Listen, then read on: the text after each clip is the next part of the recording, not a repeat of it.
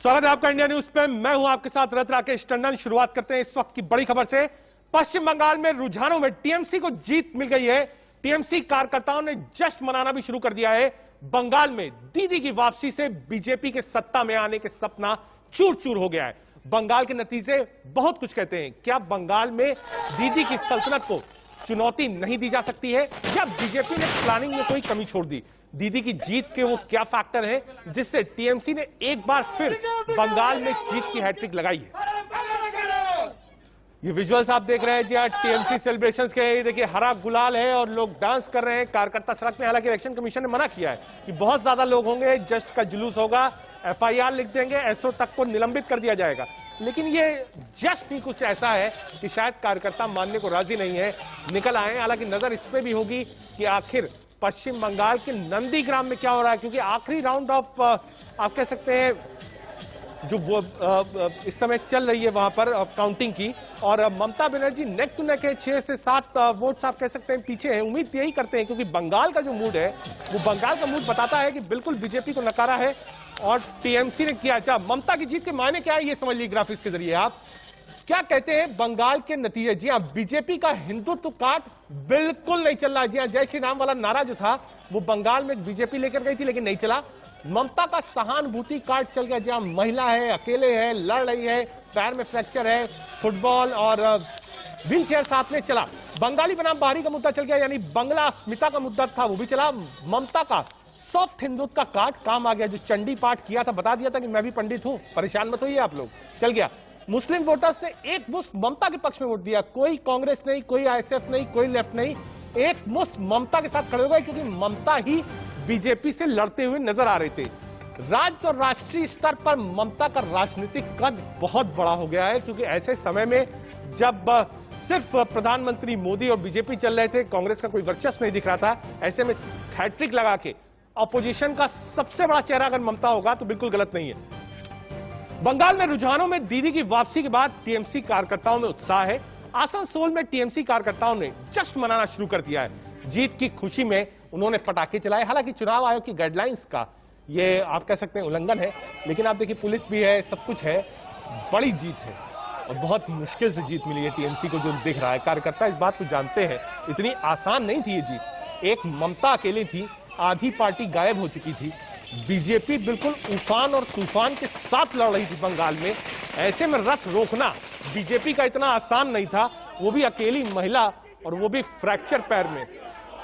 ये कोलकाता की तस्वीरें आप देख लीजिए। कोलकाता में टीएमसी कार्यकर्ताओं ने काउंटिंग सेंटर के बाहर की जो तस्वीर हम आपको दिखा रहे हैं, यहाँ जश्न मनाना शुरू कर दिया है। ग्रीन कलर का देखिए आप, ये अबीर होता है जिससे ये होली खेली जा रही है। और ममता का जो एक साइन है माँ माटी मानुष वाला जो उन्होंने बनवाया था, वो आपको शर्ट्स पे दिखाई पड़ेगा। ये टीएमसी कार्डर है, बंगाल की अस्मिता है, ममता स्ट्रीट फाइटर है। और ये आपको ये दिखा रहे हैं, ये ममता बनर्जी की प्रेस कॉन्फ्रेंस होनी है। लाइव फ्रेम आपको दिखा रहे हैं। एक बार फिर से कहूंगा, एक बार पीसीआर को कि एक बार फिर से क्यों करके दिखाएं। ये लाइव फ्रेम है। कुछ ही देर में ममता बनर्जी प्रेस कॉन्फ्रेंस यहीं पे करेंगी। मुझे लगता है इंतजार कर रही होंगी कि जहां नंदीग्राम से भी जीत का जो मिठाई है वो मिल जाए, उसके बाद बाहर आए। हारने का कोई वे नहीं है। बहुत खुशी हम लोग, बहुत ज्यादा खुशी हम लोगों को है जीत के लिए। देखिए एक बात बोल रहे हैं, बंगाल में दीदी छोड़ के कोई बात नहीं होता है। बहुत आदमी आया, बहुत आदमी गया, बोईडा का तो बहुत आया, बहुत गया। हम लोग दीदी का सपोर्टर था, हम लोग दीदी का सपोर्टर है। अगला दिन में भी दीदी का साथ ही रहेंगे, ठीक है। और कुछ नहीं बोलेंगे। आप उल्लास देख रहे हैं यहाँ पे कैसा हो रहा है। हम लोग का बंगाल में कोई बाहर का आदमी आके राज्य नहीं संभाल पाएगा।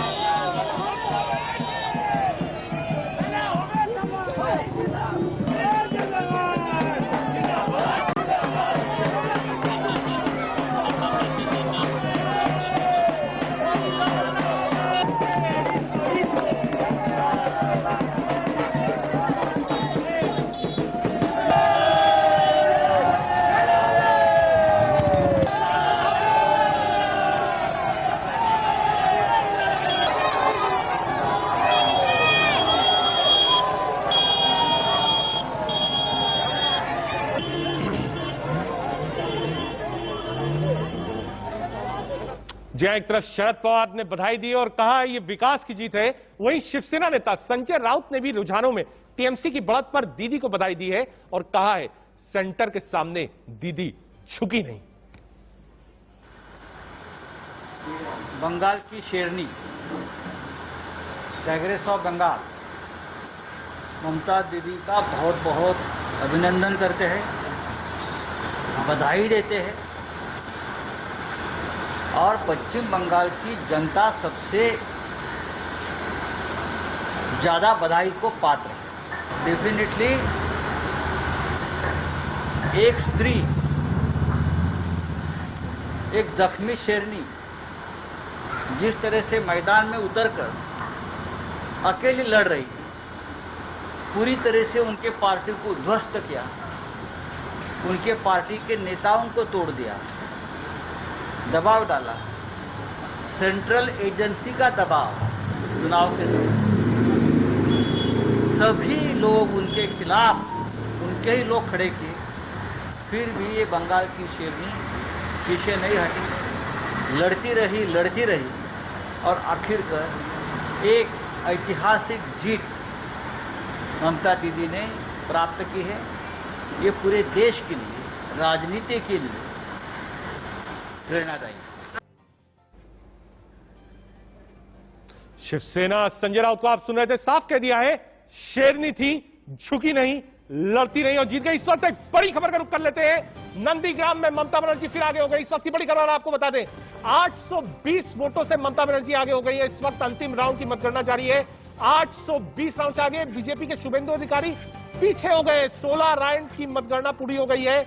820 वोटों से ममता बनर्जी आगे हो गई। नंदीग्राम में ममता बनर्जी फिर आगे। इस वक्त की बड़ी खबर आपको बताएं, कुछ ही देर में प्रेस कॉन्फ्रेंस भी करना है ममता बनर्जी को। उससे पहले ममता बनर्जी टीएमसी के लिए बड़ी खबर, 820 वोटों से ममता बनर्जी आगे हो गई। सुबह से ही हम देख रहे थे कभी 7,000 से पीछे, कभी 10,000 से पीछे, लेकिन जो लास्ट राउंड है उसमें 820 राउंड से फिलहाल ममता बनर्जी आगे है। और कहावत है it's all good when it ends good, यानी अब अंत भला तो सब भला। अंत का 16वां राउंड 820 राउंड से आगे बिल्कुल माने नहीं रखता है। आप 1 वोट से जीतिए, 1 लाख वोट से जीतिए, जीत होती है।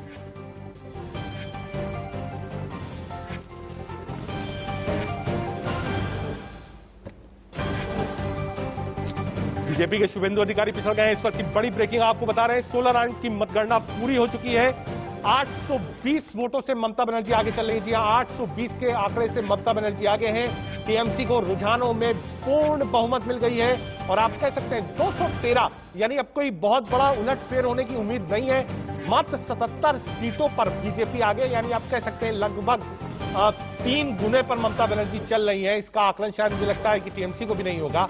टीएमसी भी सोच रही होगी 150 160 तक, लेकिन 200 के पार है टीएमसी। और ऐसे में नंदीग्राम सीट फंसी हुई थी, लगातार नजरें थी। अब खबर ये आ रही है नंदीग्राम से कि ममता बनर्जी फिर आगे हो गई।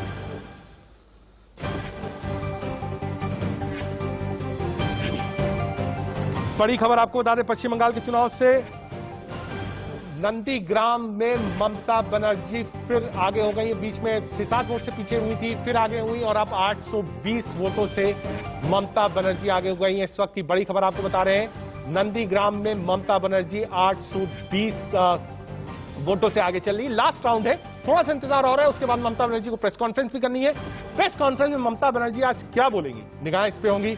जीत का तो जश्न है ही है, लेकिन एक बड़ा चुनाव ममता बनर्जी ने जीता है, उस पर भी हम चर्चा करेंगे। सुनवाएंगे आपको ममता बनर्जी क्या बैठेंगी। इंडिया न्यूज आप बिल्कुल लगातार इंडिया न्यूज पर रहिए, लाइव आपको सुनवाएंगे कि ममता बनर्जी जीत के जश्न के साथ कैसे आगे आती हैं। और संजय राउत ने तो कह ही दिया है, शेरनी है, झुकेंगी नहीं।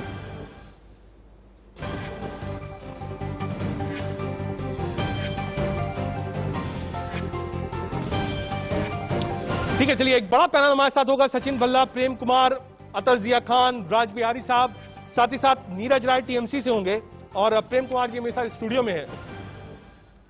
राज बिहारी जी हमारे साथ हैं, आप सीनियर जर्नलिस्ट हैं। राज बिहारी जी, जो ये आकलन था, इससे देश में मैसेज अब जाएगा क्या? आज ममता बनर्जी की जो जीत है, जो आंकड़ा मिल रहा है और बड़ा चुनाव बीजेपी ने लड़ा, बीजेपी को भी सीटें मिली, 4 से 74 हो, 78 हो, बीजेपी ने भी सीधा सीधा मार्जिन ठीक ठाक उठाया। लेकिन देश में जो विपक्ष की राजनीति है, विपक्ष का चेहरा है, उसके लिए मैसेज क्या है आज? नहीं, सबसे बड़ी बात यह है कि क्या कांग्रेस और लेफ्ट ममता बनर्जी को अपना चेहरा मानेंगे? बंगाल में कांग्रेस और लेफ्ट मिलकर चुनाव लड़े हैं। केरल में राहुल गांधी ने पूरी जान लगा दी थी लेफ्ट गवर्नमेंट को बर्खास्त कर, लेकिन क्या हुआ? लेकिन अब जब बात आएगी कि ये ठीक है, देखिए बंगाल में एक मैसेज दिया गया कि मोदी के खिलाफ सब एकजुट होइए, सब एकजुट हो गए, सब लोगों ने मैदान छोड़ दिया टीएमसी के लिए।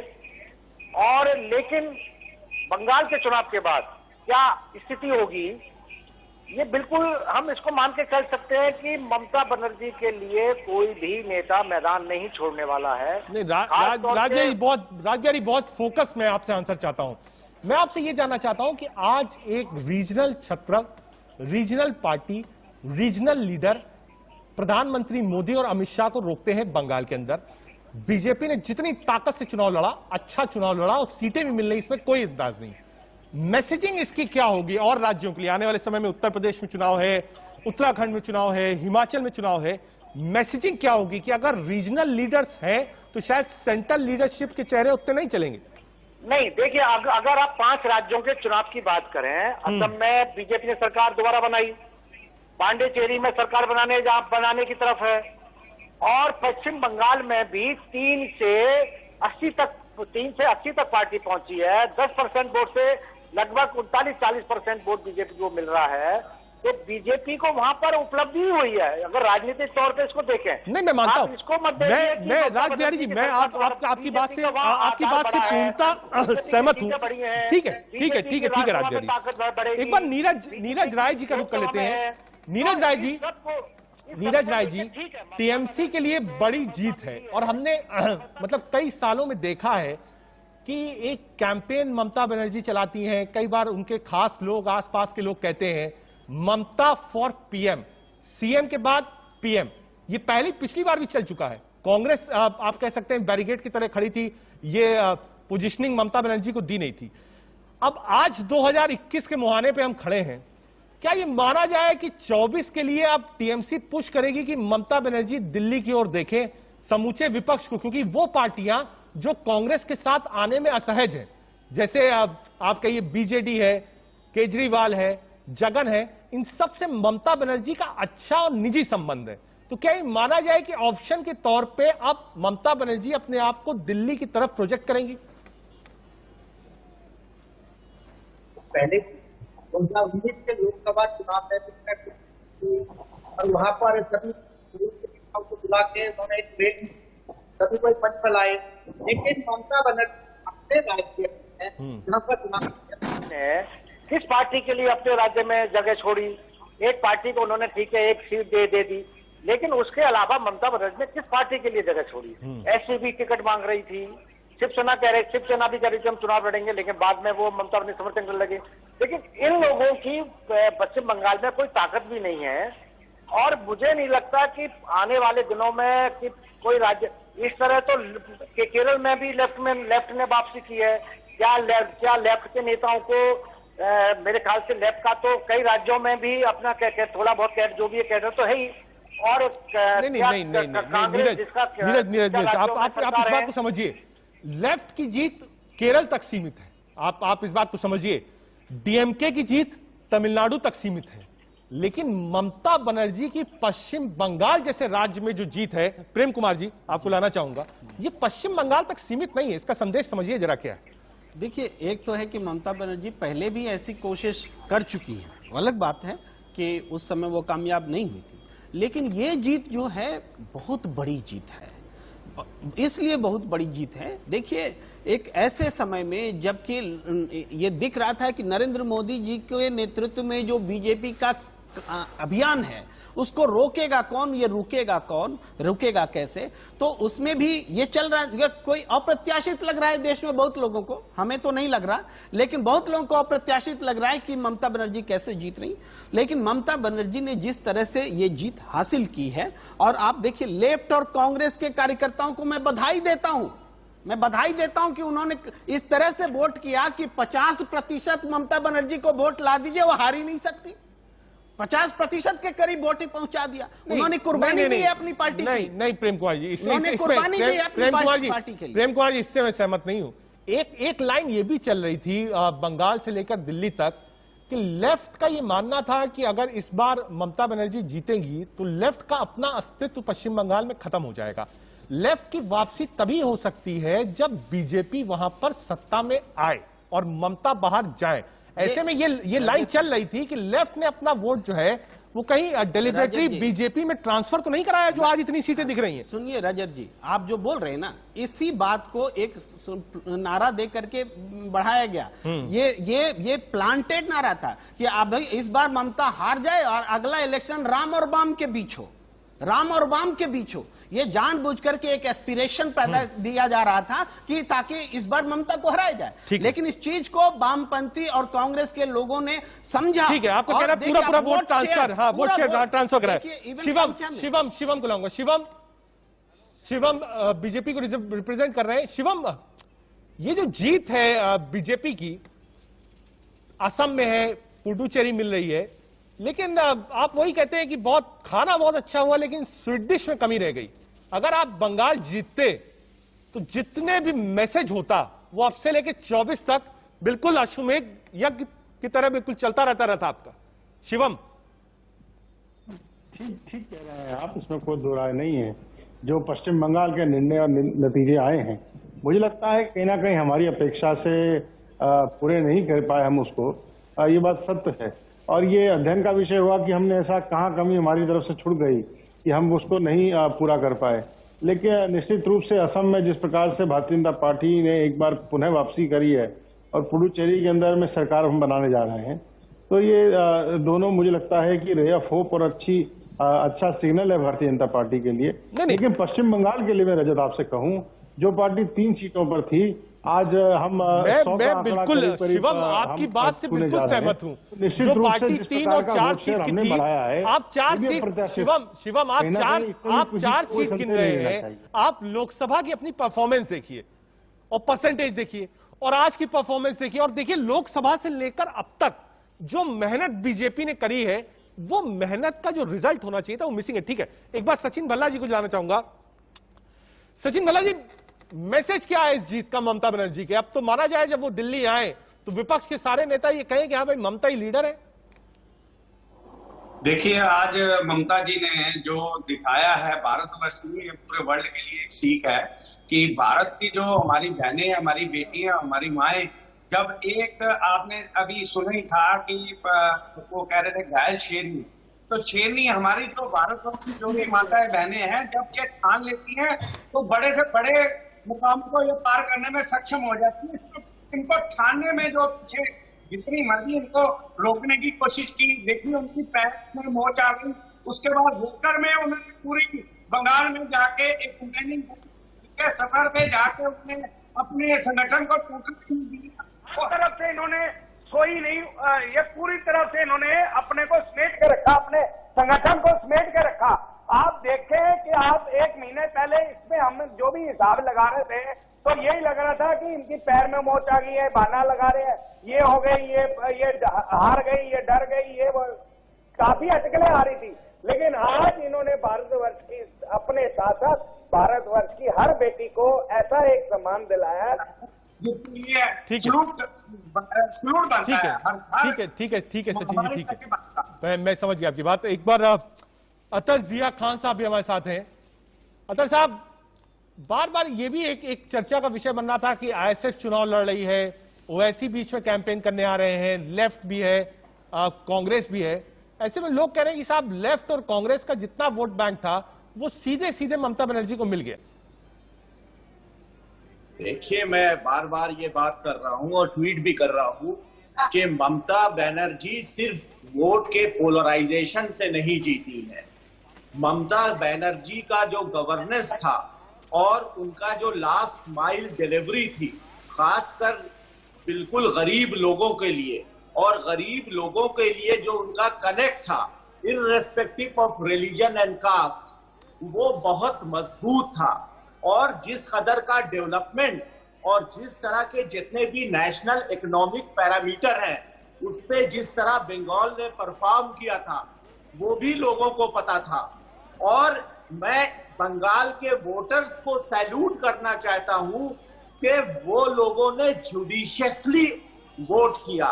उनका परसेप्शन और उनका वोट और जजमेंट दोनों बहुत अच्छा था। ठीक है, जिस तरह का और डेमोक्रेसी के लिए ठीक है डेमोक्रेसी की ये जीत हुई है, प्रेम कुमार जी, जीत हुई है। प्रेम कुमार जी, आपको लाना चाहूंगा, मैं समझना चाहूंगा 3 बड़े कारण, अगर हम इसकी समीक्षा करें, जो रुझान दिख रहे हैं उससे साफ दिख रहा है कि ममता की जीत है। प्रेम कुमार जी, 3 बड़े कारण ममता की जीत के पीछे और 3 बड़े कारण बीजेपी की हार की वजह, क्या देंगे आप?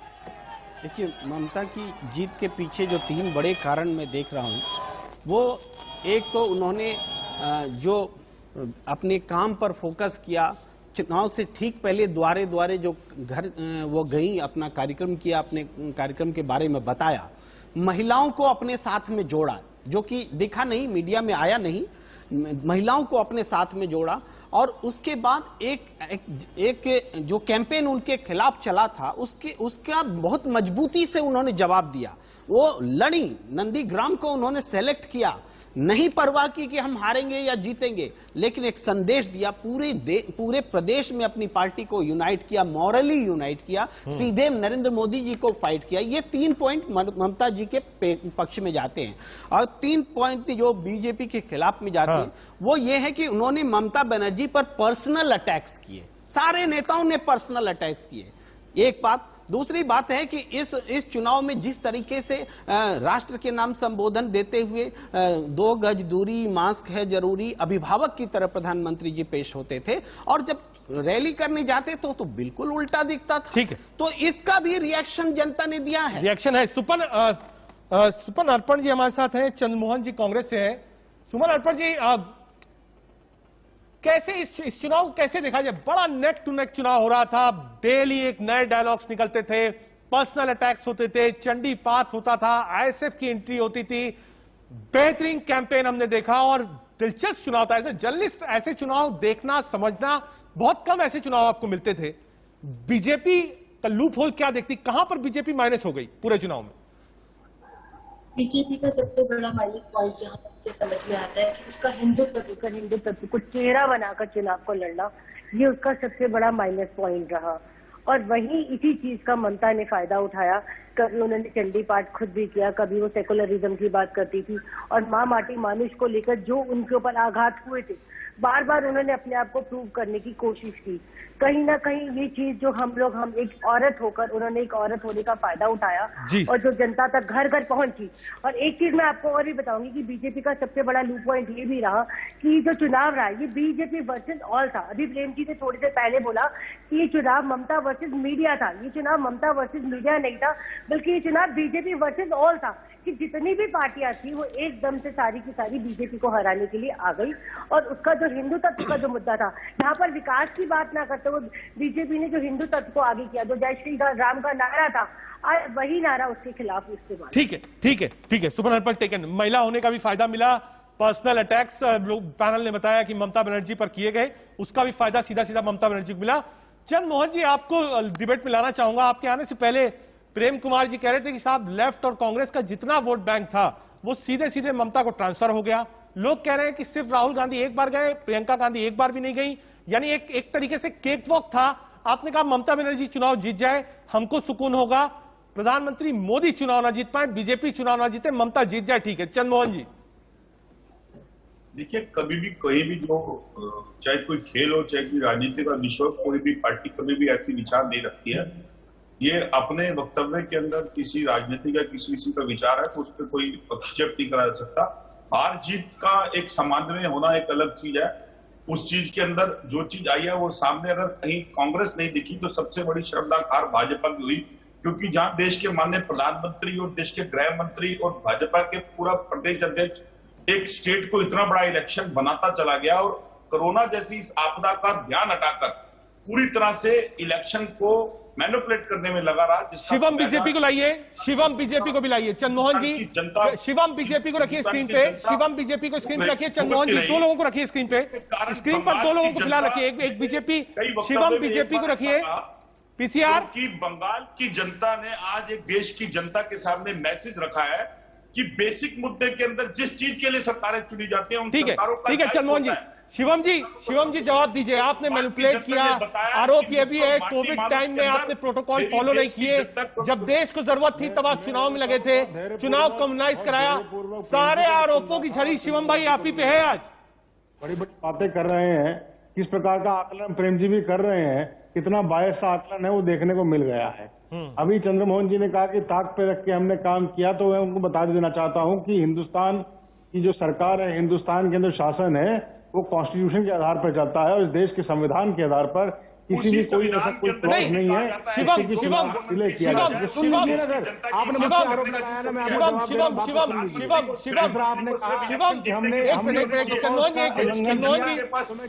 जी आ रहा हूँ आपके पास, एक मिनट। शिवम जी सवाल पूछ रहे।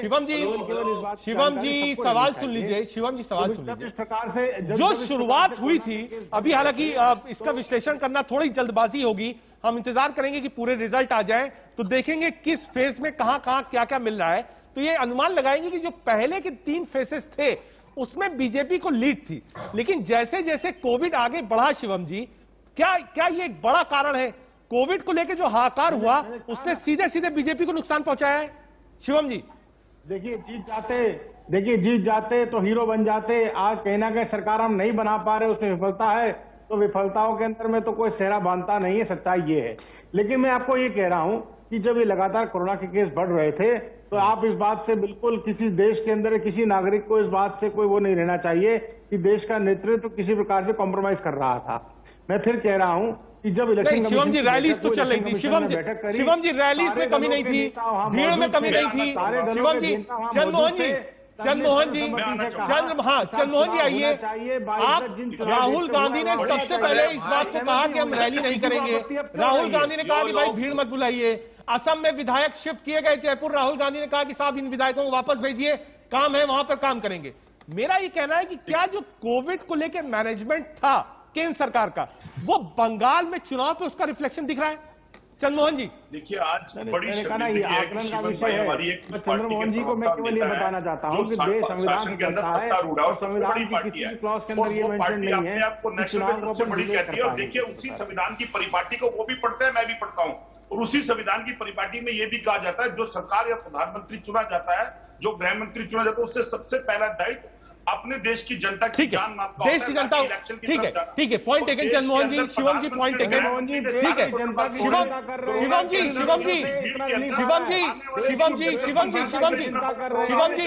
एक बात समझाइए, शिवम जी जो सोशल इंजीनियरिंग बीजेपी ने बनाई थी राजवंशी समाज को लेकर, मतुआ समाज को लेकर, वो जो सोशल इंजीनियरिंग थी, उसके बाद हमने देखा था प्रधानमंत्री जब विदेश दौरे पे गए थे तो राजवंशी मतुआ समाज के जो मंदिर थे वहां पर भी गए थे, उसका भी एक मैसेज था, लेकिन उतना कुछ वोट में तब्दील हुआ नहीं। कैंपेन जो था वो बिल्कुल हाई वोल्टेज कैंपेन था बीजेपी का, 1% भी आप कह सकते हैं कि आप कहीं भी पीछे नहीं थे, लेकिन सीटों में गड़बड़ी क्यों हुई? आपका अपना आकलन क्या है शिवम जी? पूरी तरह से, देखिए मैंने कहा ना, ये आकलन का विषय है, मुझे लगता है कि हम इस पे कोशिश करी गई। बीजेपी ने पूरी ताकत लगा दी, तो निश्चित रूप से चिंता की जाएगी। लेकिन मैं एक बात तय कह सकता हूँ, जो लोग, ठीक है, नीरज राय को लाइए, जिम्मेदारियां छोड़ दी और चुनाव में लग गए। नहीं है, मुझे आप बताइए, एक ऐसी पार्टी जिसका विधानसभा के अंदर में अस्तित्व नहीं था, वर्चस्व नहीं था, उसने आकर के अगर 3 सीटों से 100 सीटों का आकर हम लेकर जा रहे हैं, तो निश्चित रूप से हमने अच्छा काम किया है। लेकिन अच्छा, इस वक्त एक बड़ी खबर आ रही, रोकूंगा, बिल्कुल बहस वाली बात नहीं, बिल्कुल शिवम जी रोकूंगा। देश के रक्षा मंत्री राजनाथ सिंह ने बधाई दी है ममता बनर्जी को चुनाव जीतने पर। इस वक्त की बड़ी खबर आपको बता रहे हैं, बड़ा अपडेट, इसको ब्रेकिंग करिए। राजनाथ सिंह ने बधाई दी है ममता बनर्जी, कोई शक शुबा नहीं है कि बहुत ज्यादा चेंज होगा। प्रेम कुमार जी, राजनाथ सिंह के फोन करने का मतलब सरकार का फोन पहुंच गया? ये आप मान सकते हैं, लेकिन मुझे तो एक्सपेक्टेशन था कि प्रधानमंत्री जी उनको बधाई देते। नहीं, प्रधानमंत्री जब फाइनल रिजल्ट आएगा 100% prime minister of India Arvind Kejriwal Amit Shah ji उनको बधाई देते, जेपी नड्डा जी उनको बधाई देते। अगर पार्टी के हिसाब से देखें तो जेपी नड्डा जी को देना चाहिए। प्रधानमंत्री तो बधाई देंगे, तो बिल्कुल क्लियरिटी है। मैं अगर पार्टी के हिसाब से देखें तो मुझे तो बीजेपी अध्यक्ष से ज्यादा एक्सपेक्टेशन है कि वो बधाई दें। वो बधाई दे। राजनाथ सिंह बीजेपी को रिप्रेजेंट नहीं करते, वो तो रक्षा मंत्री हैं। लेकिन बीजेपी को रिप्रेजेंट नहीं करते, वो तो रक्षा मंत्री हैं। लेकिन बीजेपी की तरफ से एक बड़े चेहरे ने बधाई प्रेम कुमार जी दे दी, कम से कम स्वागत तो करिए। आप इतना एंटी लाइन ले लेंगे। वेलकम है, आपको वेलकम करना चाहिए। आप बिल्कुल एंटी, एक आदमी बधाई दे रहा है। हाँ बिल्कुल, देश का रक्षा मंत्री फोन कर बधाई दे रहा है, आप वो भी नहीं मान रहे हैं प्रेम जी। हम तो उनको, आपका स्वयं नाम प्रेम है लेकिन प्रेम छलक नहीं रहा है। प्रेम जी क्या मैं दोनों पहलू देखता हूँ, दिखाता हूँ। राज बिहारी जी आपको लाना चाहूंगा डिबेट में। राज बिहारी जी, आवाज मिल रही है आपको? अरे मुझको लाइए भाई। बिल्कुल ले आए भाई, लाइए भाई, राज बिहारी जी को लाइए स्क्रीन पर। राज बिहारी जी, आप समझना चाहूंगा आपसे, आपने कई चुनाव देखे हैं, कई नेताओं के साथ आपने कैंपेन किया होगा। ये एक हाई वोल्टेज चुनाव था राज बिहारी जी। राज बिहारी जी, बीजेपी कहां पर मिस करी? क्या ये जो आखिरी के 3-4 फेज ऑफ इलेक्शंस थे, यहां पर बीजेपी लूज कर गई चुनाव? इस वक्त की बड़ी खबर आपको बता दें, नंदीग्राम से ममता बनर्जी चुनाव जीत गई। इस वक्त की बड़ी खबर आपको बता रहे हैं, 1200 वोटों से जीती है ममता बनर्जी नंदीग्राम से। शुभेंदु अधिकारी ने कहा था अगर चुनाव हार जाऊंगा राजनीति छोड़ दूंगा। देखना होगा राजनीति छोड़ते कि नहीं, लेकिन इस वक्त की सबसे बड़ी खबर, देश की निगाह इसी पर थी कि ममता बनर्जी चुनाव हारती है, जीतती है, आगे पीछे चल रही थी। लेकिन इस वक्त की बड़ी खबर इंडिया न्यूज की स्क्रीन पर, नंदीग्राम से ममता बनर्जी चुनाव जीत गई। प्रेम कुमार जी, दावे से आप कह रहे थे 4 घंटे पहले से, तो ये आपके पास इंटरनल रिपोर्ट थी ममता बनर्जी जीतने वाली? देखिए, अभी थोड़ी देर पहले हम लोग बात कर रहे थे प्रदीप भंडारी जी से, जिस समय 6 वोट से का फर्क था, तो वो कह रहे थे कि क्या हो सकता है। लेकिन मैं अपने अनुभव से कह रहा हूं, जब 8000 वोट से पिछड़ रही थी ममता बनर्जी, उस समय हमें लग रहा था कि शायद रिकवर न कर पाए। नहीं, वो भी नहीं सकता था। देखिए, दोनों चीज थी नहीं। मैं सुबह से इस बात की चर्चा कर रहा था कि ममता बनर्जी नंदीग्राम हार रही है और पश्चिम बंगाल में 200 के ऊपर सीट आ रही है। ये नहीं हो सकता था। एक बार व्यूअर्स को फिर से बड़ी खबर बता दे, नंदीग्राम से 1200 वोटों से ममता बनर्जी चुनाव जीत गई हैं। ममता बनर्जी अब तक पीछे चली थी, अब सीधे हमको लगता है पीसीआर को ये देखना चाहिए, क्योंकि फ्रेम बार बार आ रहा था जहां से ममता बनर्जी को प्रेस कॉन्फ्रेंस करनी थी। अगर 1200 वोटों से, जो खबर हम बार बार दिखा रहे हैं इस वक्त की बड़ी ब्रेकिंग, तो अगर 1200 से चुनाव ममता बनर्जी जीत गई है, तो अब आप फ्रेम वहां का रखिए जहां ममता बनर्जी जाने वाली प्रेस कॉन्फ्रेंस करने। और शब्दों पर वो कहिए, देखिए सेलिब्रेशंस का हम आपको लगातार दिखा रहे हैं, ये फ्रेम जो दिखा रहे हैं, हालांकि सोशल डिस्टेंसिंग फिर नहीं है। आप देखिए लोग कितने करीब खड़े हैं, मास्क कुछ लोग पहने हैं, नहीं पहने हैं। इस वक्त की बड़ी खबर, ममता बनर्जी अपना चुनाव नंदीग्राम से, जो कि वर्चस्व का चुनाव था, ताल ठोक कर अपनी भवानीपुर की सीट छोड़कर गई थी, वहां से 1200 जीत गई है। ये विजुअल्स हम आपको दिखा रहे हैं कोलकाता से। राज बिहारी जी, आवाज मिल रही है? भाई राज बिहारी जी, लगातार आपने कई चुनाव देखे, कई नेताओं के साथ आपने आप कैंपेन ट्रेल भी कवर किया होगा, लिखते भी हैं आप, मैं लगातार आपको फॉलो करता हूं। राज बिहारी जी, बीजेपी चुनाव मिस कहां पर करी? पहले तो बराबरी का चुनाव चल रहा था टीएमसी और बीजेपी ने, बीजेपी चुनाव मिस कहां करी? देखिए, इसमें कोई शक नहीं है कि बीजेपी ने वहां अच्छा चुनाव लड़ा।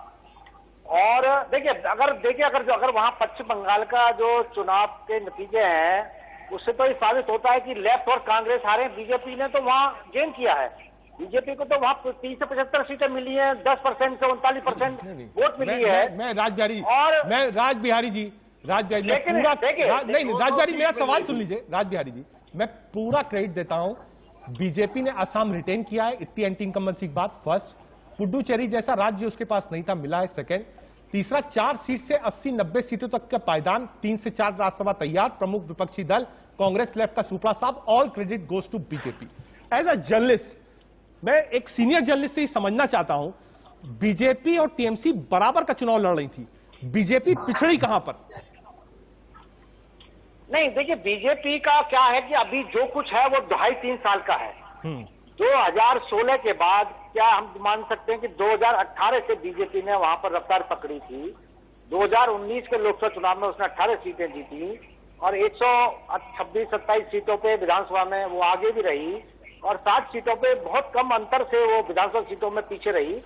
तो बीजेपी को जो वहां पर मिलना, अब ये जो चुनाव हुआ है इसके कई तमाम समीकरण है। लेफ्ट और कांग्रेस वोट नहीं हासिल कर पाई, पूरा का पूरा वोट। देखिए वहां भी जो लेफ्ट के नेता आरोप लगा रहे थे कि बीजेपी कांग्रेस तो एक है, तृणमूल कांग्रेस और बीजेपी तो एक है, और ऐसा नहीं है। वहां पर लेफ्ट ने बहुत ताकत लगाई थी, लेकिन कांग्रेस बिल्कुल एकदम पिछड़ गई थी और उसके बाद ताकत भी नहीं लगाई।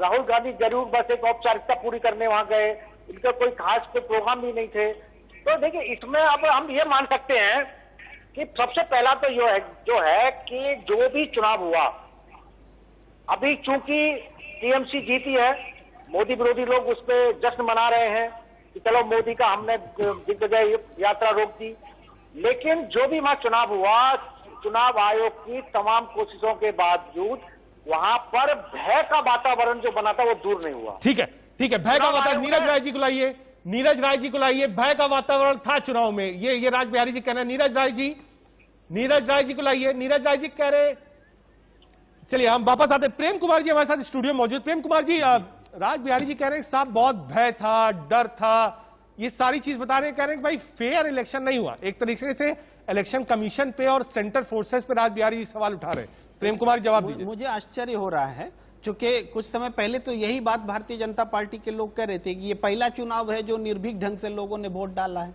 बीजेपी के तमाम नेता कह रहे थे। अब जब चुनाव परिणाम प्रतिकूल आ गया तो ये कहा जाए कि वो डर का माहौल था और भय का माहौल था। अरे पूरी अर्धसैनिक बल वहां तैनात थी, इस बात पर पर्याप्त चर्चा हुई है। देखिए असली कारण को पहचानना पड़ेगा। नफरत की सियासत को नकारा गया है। कोविड पर जो सरेआम झूठ बोला जाता, झूठ बोलते हुए पकड़े गए हैं प्रधानमंत्री और अमित शाह जी, उसको जनता ने पकड़ा है। ठीक है, ठीक है, ठीक है, ठीक है। टीएमसी के एक वीआईपी कैंडिडेट मदन मित्रा क्या कह रहे हैं, एक बार सुनते जाए। जीत गए चुनाव, जरा सुनते क्या कह रहे हैं। पहला रिएक्शन होगा मुझे लगता है टीएमसी का। जनता को बधाई, लेकिन अभी भी नंदीग्राम को रिजल्ट डिक्लेयर फाइनल नहीं हुआ। फिर भी ममता बनर्जी चीफ मिनिस्टर होने का तो कोई तकलीफ नहीं है, लेकिन सबसे पहले ये बताइए, अगर ये रिजल्ट बंगाल में नहीं होकर गुजरात में होता था, क्या मोदी नहीं पदत्याग करते थे? मोदी और अमित शाह को पदत्याग करना चाहिए, उसको रिजाइन करना चाहिए, क्योंकि बंगाल को जनता बोल दिया हम लोग ये सारा दिन जय श्री राम और 900 रुपया गैस का दाम, ये सब हम मानते नहीं। इधर में दंगा फसाद नहीं चलेगा। और मैं ऐलान करता हूं सबको पास, शांति रखिए, अच्छा से रहिए, किसी का मत झगड़ा मत कीजिए। और जब तक ना ममता बनर्जी हम लोग का सुप्रीमो अपना फाइनल डायरेक्शन दे, तब तक शांति से रहिए। लेकिन खाली मुझे एक बात बोलना है, लास्ट टाइम भी मैंने हारा नहीं। 1800 वोट में मुझे आने नहीं दिया, मुंह दिखाई नहीं दिया। तो कमारडी का जनता को उसका एक ओथ था, शपथ था कि किसी की हालत में हम मदन मित्र को आगे बढ़ाएंगे। और ये जो जीत हुआ है, ये कमारहाटी की जनता की, कमारहाटी की वर्कर की, और कमारहाटी की जो हमारा पार्टी का लीडर है सारा बंगाल की, अभिषेक बनर्जी, ममता बनर्जी। लास्ट टाइम बहुत सबोटेज हुआ था, बहुत गंदा पॉलिटिक्स हुआ था, लेकिन इस बार सब कुछ मिट गया। की अपील करी है। और हालांकि लास्ट लाइन प्रेम जी जो बोली इन्होंने कि ममता बनर्जी और साथ में अभिषेक बनर्जी, मतलब वो भतीजे का नाम देखिए जुड़ रहा है। कहीं ऐसा तो नहीं कि जो पूरा 5 साल का कार्यकाल है प्रेम जी, ये पूरा ममता पूरा ना करें, 24 के पहले दिल्ली आ जाए और भतीजे को आगे फेस बना दे, क्योंकि पीढ़ी परिवर्तन हर पार्टी में हो रहा है। आप देखिए मुलायम सिंह के बाद अखिलेश यादव आए हैं, लालू के बाद तेजस्वी आए हैं, तो ये परिवर्तन हर जगह हो रहा है। पवार साहब के बाद अजीत पवार और सुप्रिया को हम देख रहे हैं महाराष्ट्र में भी। तो क्या ये पीढ़ी परिवर्तन हमको बंगाल में भी इसी पूरे टेन्योर में देखने को मिलेगा प्रेम जी? देखिए रजत जी, इस तरह से बात करना भी मैं मानता हूं कि ये एक जो नहीं हुई बात है उसके लिए ममता बनर्जी को दोषी ठहराना कि वो ऐसा करने वाली हैं कि नहीं, मैं एक बात, एक स्वाभाविक प्रेम जी, ये कौन सी प्रेम बात जी, देखिए है? आप टीएमसी के कैंडिडेट थे और बाकायदा टीएमसी कैंडिडेट ने ममता के साथ भतीजे का नाम लिया, ऐसा नहीं था कि नहीं लिया, कहा हमारा नेता है। तो वो पार्टी के बड़े नेता हैं। दो नाम चलते हैं तो आदमी क्योस लगाता है ना, यंग लीडरशिप सामने आए, परिवर्तन हो, ममता बनर्जी विपक्ष की नेता बने, प्रधानमंत्री की उम्मीदवार रहे 24 में। आप मेरी बात मत मानिए, ये शो बिल्कुल रिकॉर्ड रहेगा, आप 2 साल बाद इसी को रिकॉर्डिंग निकाल दीजिएगा, ममता फॉर पीएम चलने लगेगा। नहीं, एक तो ये वक्त नहीं है इन बातों को करने का कि वो ये अपने वंशवाद को बढ़ाएंगे। ये कौन सा वक्त है ये बात करने का? एक बात तो ये है। दूसरी बात है कि ये ममता बनर्जी ने जो ये राजनीतिक बड़ी जीत हासिल की है, इससे देश की राजनीति पर बड़ा फर्क पड़ने वाला है। बिल्कुल, बड़ा फर्क क्या है? शिवम बीजेपी को लाएंगे। शिवम, देश की राजनीति में फर्क क्या होगा आपसे समझना चाहेंगे। एक तरफ फार्मर्स इशू है, कोविड को लेकर बड़ी क्राइसिस है, पेट्रोल डीजल के रेट्स लगातार बढ़ रहे थे। इस समय कोविड को लेकर सरकार घिरती नजर आ रही है चारों तरफ से, राज्यों से। ऐसे में ममता बनर्जी का जीतना और उसके बाद Mamata Banerjee as a chief minister will take on center on covid issue, एक बड़ा आप कह सकते हैं चेहरा डायरेक्ट लेगा वन-ऑन-वन केंद्र को। देखिए, सीधी सी बात यह है कि केंद्र की सरकार के लिए, और मुझे लगता है स्वाभाविक रूप से किसी भी कोई भी सरकार हो, चाहे भारतीय जनता पार्टी की किसी और दल की सरकार हो, सबसे पहला आज की डेट में प्रायोरिटी ये है कि देश के अंदर जो कोरोना की स्थिति है उसको किसी प्रकार से भी नियंत्रण में लाया जाए, और निश्चित रूप से वो हमारे लिए प्रायोरिटी है, हम उस पर काम कर रहे हैं। दूसरी बात, अभी प्रेम कुमार जी कह रहे थे कि साहब देश की राजनीति पे फर्क पड़ेगा, तो मैं पूछना चाहता हूं कि कौन सी देश की राजनीति पे कितना फर्क पड़ेगा पश्चिम बंगाल के निर्णयों का, इसका भी जवाब दे दीजिए। अगर वास्तव में फर्क पड़ने की स्थिति है तो शायद देश की जनता को पता लगना चाहिए कि 4 विधायकों वाली पार्टी। ठीक है, रौनिक दत्ता के पास चलेंगे सीधे, जो कि कालीघाट से ममता बनर्जी के घर के बाहर से हमको ज्वाइन कर रहे हैं। रौनिक, माहौल क्या है वहां, कहां है संदेश के चारों तरफ मिठाइयां बट रही हैं, वहां की तस्वीरें पहले दिखाइए, तस्वीरें ज्यादा बयां करेंगी। रौनिक,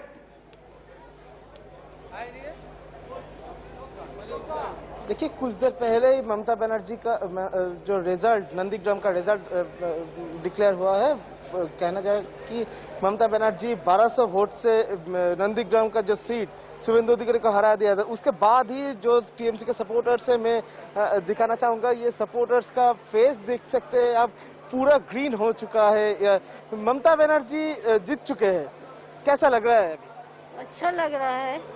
बंगाल का ममता बनर्जी दीदी है, सबके लिए चिंताधारा अलग चिंता है, सब कुछ दिया है, कोरोना से जुवसी सब दिया है। सुबह से ही दिखा जा रहा था कि जोरदार टक्कर चल रहा था, लास्ट फेज पे खेला हो गया, क्या बोलेंगे?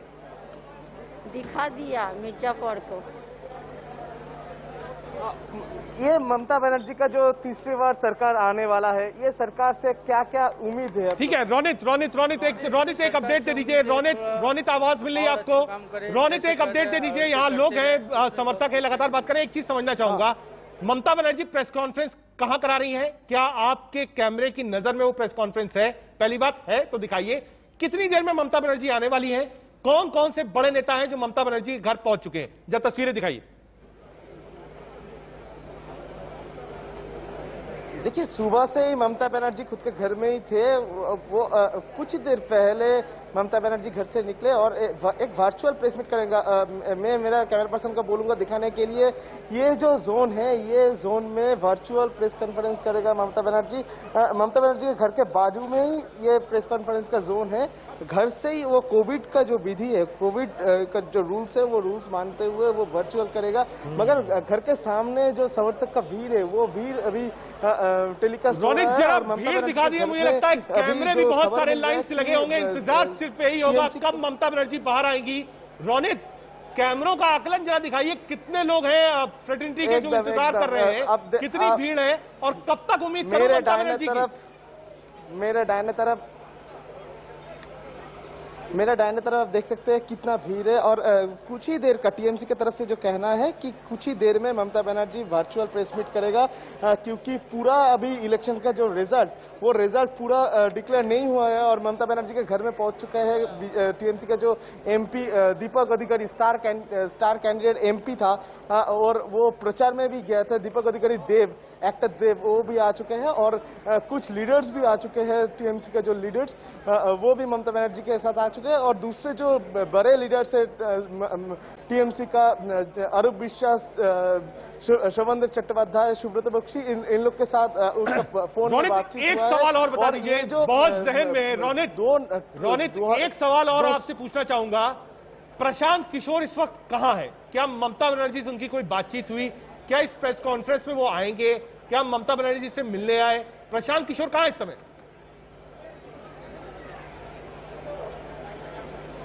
देखिए, सुबह से तो प्रशांत किशोर ममता बनर्जी से मिलने नहीं आया, मगर टीएमसी की तरफ से जो सूत्र मार्फत खबर मिल रहा है कि सुबह से ही प्रशांत किशोर पूरा जो 292 आज सीट में इलेक्शन का रिजल्ट था वो सीट में नजर रखे हुए थे। उसका जो टीम है वो प्रशांत किशोर का टीम भी नजर रखे हुए थे और सुबह से ही ममता बनर्जी के साथ बातचीत भी उसका हुआ है और अभी रिजल्ट निकलने के बाद ममता बनर्जी के साथ उसका बिल्कुल आप ये सही कह रहे हैं कि रिजल्ट निकलने के बाद जो है प्रशांत किशोर की नो डाउट ये काफी बड़ी जीत है, पर ये ग्राउंड पे बेसिकली सेंटिमेंट यही है कि लोगों ने एक तरफा ममता बनर्जी को वोट किया है। और आप एक बार जिस तरीके कितनी देर के अंदर प्रेस कॉन्फ्रेंस शुरू हो सकती है, क्या आधा घंटा, 15 मिनट, 1 घंटा? ग्राउंड से क्या अपडेट है, क्योंकि ये पूरा वोट ममता बनर्जी को बंगाल ने दिया है। कितनी देर में प्रेस कॉन्फ्रेंस शुरू हो सकती है?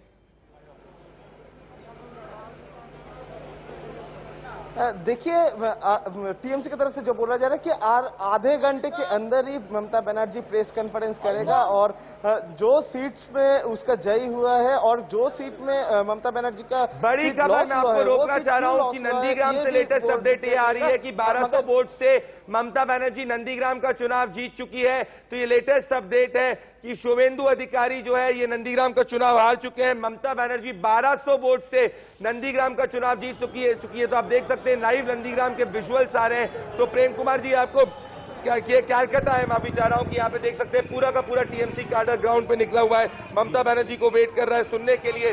1200 वोट से 1200 उनके सब टॉप लीडर्स जो हैं तृणमूल कांग्रेस के वो ममता बनर्जी की रेजिडेंस पर पहुंच चुके हैं और तृणमूल कांग्रेस के सब लीडर्स वेट कर रहे हैं कि ममता बनर्जी क्या बोलेगी।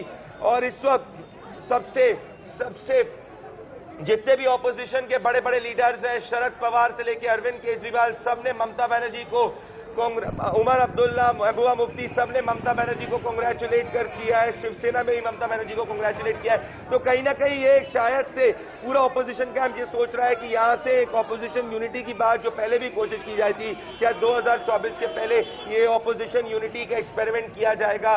ये पूरे के पूरे इलेक्शन अगर हम बात करेंगे, एक रिकैप देना चाहता हूं मैं आपको कि अभी केरला के अंदर एलडीएफ एक तरफा आ रही है, तो केरला के अंदर एलडीएफ जो है लेफ्ट है वो वापस से सत्ता में आ रही है। 40 साल बाद ऐसा हुआ है कि केरला के अंदर एक सरकार वापस से रिपीट हुई है। साथ में पिनराई विजयन जो है जो चीफ मिनिस्टर पिनराई विजयन है वो वापस से आ रहे हैं। पुडुचेरी के अंदर हिस्ट्री क्रिएट हो रही है क्योंकि पुडुचेरी के अंदर एनडीए की पहली सरकार पुडुचेरी के अंदर आ रही है। तो ये दूसरा ऐतिहासिक रिजल्ट आया है। तीसरा अगर हम जाना चाहेंगे, तमिलनाडु के अंदर काफी टफ फाइट है। हर व्यक्ति कह रहा था 180, 90, 160 डीएमके पर, डीएमके स्लाइट मैच के साथ सरकार बना रही है। 136 अभी का आपका है। स्टालिन जो है नेक्स्ट चीफ मिनिस्टर हो सकते हैं। साथ में असम पे अगर हम आना चाहेंगे तो असम के अंदर बीजेपी एनडीए, जैसे हम कह रहे थे, प्रो इनकम्बेंसी जो है, प्रो इनकम्बेंसी का एक पूरा का पूरा वर्डिक्ट है जो मिला। एक वर्डिक्ट जो है गवर्नेंस का है और हिमंता बिश्व शर्मा और सर्बानंद सोनोवाल की जो जोड़ी है वो असम ने पसंद करी है। तो असम के अंदर बीजेपी वापस आ रही है। और 600 वेस्ट बंगाल के अंदर मैं आपको सच बताऊं, मैंने इसको आते हुए नहीं देखा था, बिल्कुल नहीं देखा था, पर साथ में पर ये मैं कहना चाहता हूं कि जमीन पे अगर एक और चीज कहूं, ये लोगों ने बिल्कुल ये कहा कि टीएमसी जो है, टीएमसी के लोगों से हमको दिक्कत है, ममता बनर्जी अच्छी, तो ये वर्डिक्ट जो है ये ममता बनर्जी की वर्डिक्ट है, इसको कोई भी कम करना बिल्कुल गलत होगा। प्रेम कुमार, क्या यहाँ से ऑपोजिशन यूनिटी की एक पूरी की पूरी जो स्ट्रैटेजी है वो बन सकती है? प्रेम कुमार, देखिए प्रदीप भंडारी जी, आपको याद होगा कि ममता बनर्जी जी ने चुनाव के दौरान ही सभी राज्यों के मुख्यमंत्रियों को चिट्ठी लिखी थी और उस पर बहुत चर्चा हुई थी कि क्या ममता बनर्जी हार देख रही हैं, क्या वो सेंट्रल विपक्ष के नेताओं को चिट्ठी लिखी थी, मुख्यमंत्री विपक्ष के जितने नेता थे सबको चिट्ठी लिखी। मैं इसलिए बोल रहा हूं कि उस समय उन्होंने ये सवाल उठाया था कि ये फेडरल स्ट्रक्चर खतरे में है, ये सवाल उठाया था। और आज आप देख रहे हैं कि डीएमके के रूप में भी एक बड़ा फोर्स तमिलनाडु में पैदा हुआ है, शिवसेना जो है प्रफुल्लित है,